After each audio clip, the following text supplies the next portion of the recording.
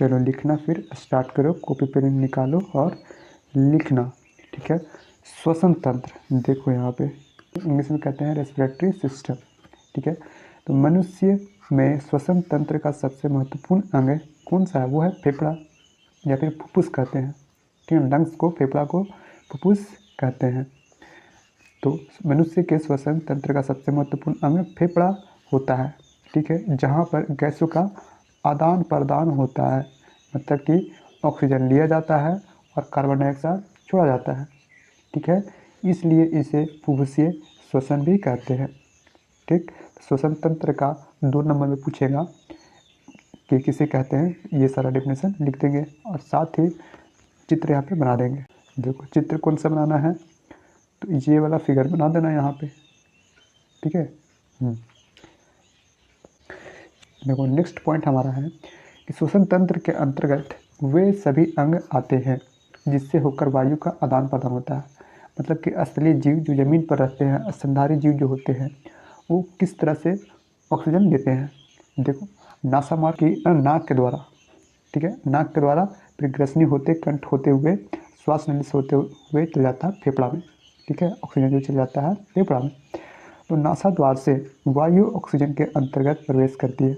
जो वायु होता है नासा द्वार द्वारा प्रवेश करता है। ठीक है, तो नासा द्वार में उपस्थित महीन बाल, ठीक ना, नाक में महीन बाल होता है, इस वायु को निष्पादित मतलब फिल्टर कर देता है।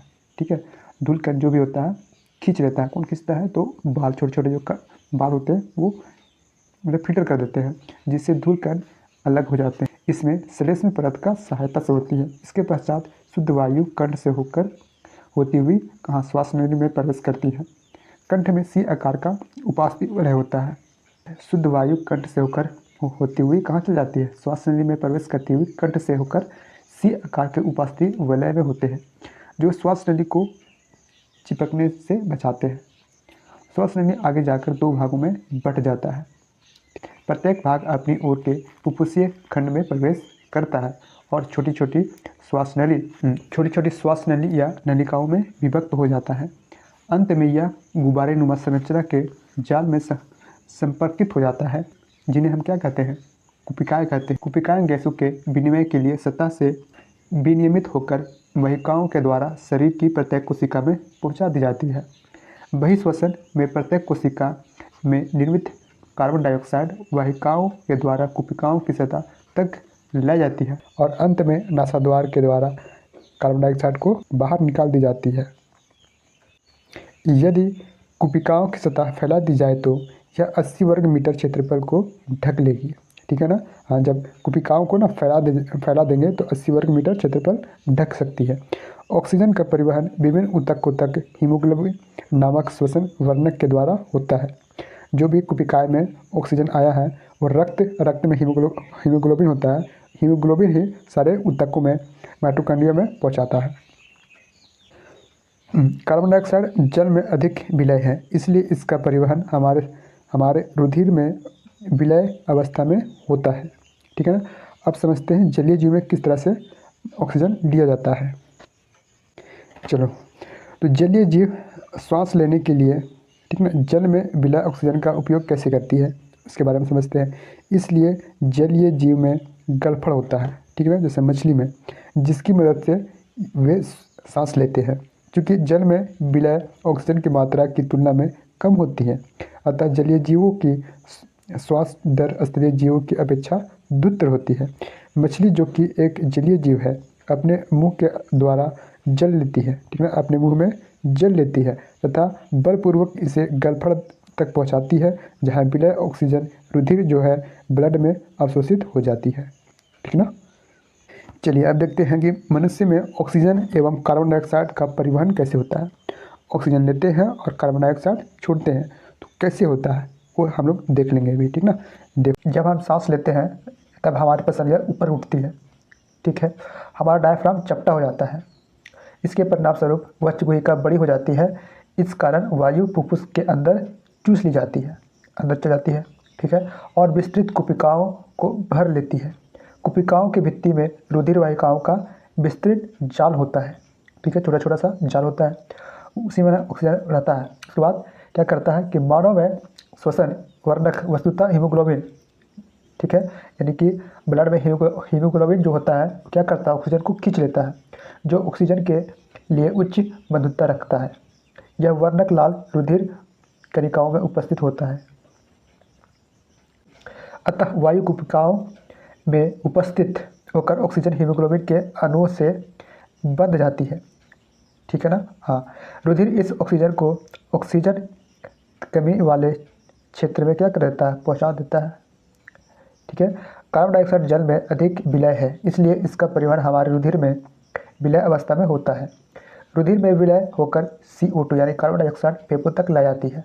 उसके बाद यह कुपिकाओं में कार्बन डाइऑक्साइड की सांद्रता कम होने के कारण फेफड़ों में आ जाती है। यह कार्बन डाइऑक्साइड युक्त वायु निःश्वसन, निः मतलब बाहर छोड़ना, निःश्वसन द्वारा शरीर से बाहर निकाल दी जाती है, ठीक है ना। तो छोटा छोटा गुब्बारा होता है, ठीक है, जब सांस लेते हैं तो अंदर में फेफड़ा में छोटा छोटा गुब्बारा होता है, वहीं पे ऑक्सीजन क्या होता है, रुकता है, और वहीं से फिर हाँ जो ब्लड में हीमोग्लोबिन होता है वो क्या करता है, खींच लेता है, खींच करके सभी ऊतक तक पहुँचा देता है ऑक्सीजन। फिर उधर से कार्बन डाइऑक्साइड लेकर के फिर जो गुब्बारा होता है उसमें रख दिया जाता है। फिर इधर से डायग्राम जो होता है चपटा होता है तो हम सांस छोड़ देते हैं, निःश्वसन कर देते हैं, ठीक है ना। चलो फिर आगे चलते हैं। देखो, श्वसन के दो प्रकार होते हैं, ऑक्सीश्वसन और अनॉक्सीश्वसन। ऑक्सीश्वसन किसको कहा जाता है, ऑक्सीश्वसन को वायवीय श्वसन भी कहा जाता है, ठीक है, और अनॉक्सीश्वसन को अवायवीय श्वसन कहा जाता है, ठीक है। तो वायवीय श्वसन या फिर ऑक्सीश्वसन किसको कहा जाता है वो समझो। देखो, वायवीय श्वसन किसको कहा जाता है, जब भोजन का विखंडन ऑक्सीजन की उपस्थिति में होता है तो ऐसे श्वसन को वायवीय श्वसन कहते हैं, ठीक है, ऑक्सीश्वसन कहा जाता है। ये मनुष्य में, पक्षी में और जानवर में होता है, ठीक। अवायवीय श्वसन किसको कहा जाता है, जब भोजन का विखंडन ऑक्सीजन की उपस्थिति में नहीं होता है यानी अनुपस्थिति में होता है तो ऐसे श्वसन को अवायवीय श्वसन कहते हैं, जैसे ईस्ट या फिर कीट। अब एग्जाम में आ जाए कि वायवीय श्वसन और अवायवीय श्वसन यानी कि ऑक्सीश्वसन और अनॉक्सीश्वसन में क्या अंतर है वो बताइए, डिफरेंस बताना है, ठीक है ना, डिफरेंस बताना है। चलो फिर चलते हैं। देखो, ऑक्सीश्वसन किसको कहा जाता है, वायु श्वसन जिसका विखंडन जो होता है, भोजन का जो विखंडन होता है किसमें, ऑक्सीजन में होता है, ऑक्सीजन की उपस्थिति में होता है, उसको कहा जाता है वायवीय श्वसन। क्या क्या अंतर है दोनों में, देखो। वायवीय श्वसन में देखो, इस श्वसन के लिए ऑक्सीजन आवश्यकता होती है, ग्लूकोज का पूर्ण ऑक्सीकरण होता है अंतिम उत्पाद में, ठीक है। इधर क्या होता है, अभिकारक और इधर उत्पाद होता है, ठीक, कारक और इधर उत्पाद होता है। तो कारक के अंतिम उत्पाद में कार्बन डाइऑक्साइड, जल तथा ऊर्जा मिलता है, ठीक है, जैसे C6H12O6 ग्लूकोज है। ऑक्सीजन से अभिक्रिया कराएंगे ऑक्सीजन की उपस्थिति में तो कार्बन डाइऑक्साइड निकलेगा और जल और ऊर्जा निकलेगा। चौथा पॉइंट लिखना है, बड़ी मात्रा में ऊर्जा उत्पन्न होती है किसमें, वायवीय श्वसन में। एक ग्लूकोज अणु में ATP अणु होता है, ठीक है। हाँ, अब पाँचवा पॉइंट है कि वायु श्वसन का प्रथम चरण कोशिका द्रव में होता है, ठीक है। वायु श्वसन का प्रथम चरण किस में होता है, कोशिका द्रव में होता है, जबकि अगला चरण किस में होता है, माइटोकॉन्ड्रिया में होता है, जैसे कि मानव, जानवर, ठीक। अब समझते हैं अवायवीय श्वसन। देखो, अवायवीय श्वसन किसको कहा जाता है कि इस श्वसन के लिए ऑक्सीजन की आवश्यकता नहीं होती है, ठीक, ग्लूकोज का पूर्ण विखंडन नहीं होता है, अंतिम उत्पाद में इथेनॉल, लैक्टिक अम्ल, कार्बन डाइऑक्साइड तथा थोड़ी सी ऊर्जा होती है, ठीक है ना। देखो, C6H12O6 ग्लूकोज है तो क्या बन गया, इथेनॉल, कार्बन डाइऑक्साइड और ऊर्जा। उसके बाद चौथा पॉइंट है, तो कम मात्रा में ऊर्जा उत्पन्न होती है, एक ग्लूकोज अणु में 2 ATP अणु ही होता है, जबकि वायवीय श्वसन में कितना 38 ATP अणु मिलता है, ठीक है ना। तो पूरा अनॉक्सीश्वसन कोशिका द्रव में होता है, पूरा का पूरा अनॉक्सीश्वसन जो है कोशिका द्रव में ही होता है, माइटोकॉन्ड्रिया में नहीं होता है, जैसे ईस्ट, परजीवी, फीताकृमि, घोलक्रीम, ठीक है ना। चलो फिर आगे चलते हैं। देखो, हमारे शरीर में हीमोग्लोबिन का कमी हो जाएगा तो क्या होगा, ठीक है ना। देखो, तो हीमोग्लोबिन जो होता है लाल रंग का एक चूर्ण है, ठीक। लाल रुधिर कणिकाओं में उपस्थित होता है। यह फेफड़ों के संपर्क में आने पर उसमें भरी वायु से ऑक्सीजन अवशोषित कर लेता है। कौन करता है? तो हीमोग्लोबिन। कहाँ पे? तो फेफड़ों में। और शरीर की सभी ऊतकों तक पहुँचाती है। कौन पहुँचाती है? तो हीमोग्लोबिन। यह रुधिर में हाँ, तो यदि रुधिर में हीमोग्लोबिन की कमी हो जाए तो ऑक्सीजन कम मात्रा में ऊतकों तक पहुँचाएगी, ठीक ना। हाँ, हीमोग्लोबिन जब ब्लड में कम हो जाएगा तो ऑक्सीजन जो है ऊतकों तक यानी कोशिका तक कम मात्रा में पहुँचाएगा। और जब कम मात्रा में पहुँचाएगा तो क्या होगा? जिसके परिणाम स्वरूप भोजन का ऑक्सीकरण पूर्ण रूप से नहीं होगा और हमें ऊर्जा भी मतलब अधिक नहीं मिल पाएगा। हाँ, और ऊर्जा का उत्पादन कम होगा। इससे होने वाला रोग एनीमिया रोग है, ठीक है। हाँ, हीमोग्लोबिन जब कम हो जाएगा तो एनीमिया नामक एक रोग है, वो हो सकता है। अत्यधिक कमी हो जाने पर रोगी की मृत्यु भी हो सकती है। समझ रहे हो? हाँ, कितना ये हार्ड चीज़ है। चलो फिर, गैसों के अधिकतम विनिमय के लिए कुपिकाएँ किस प्रकार अभिकल्पित है?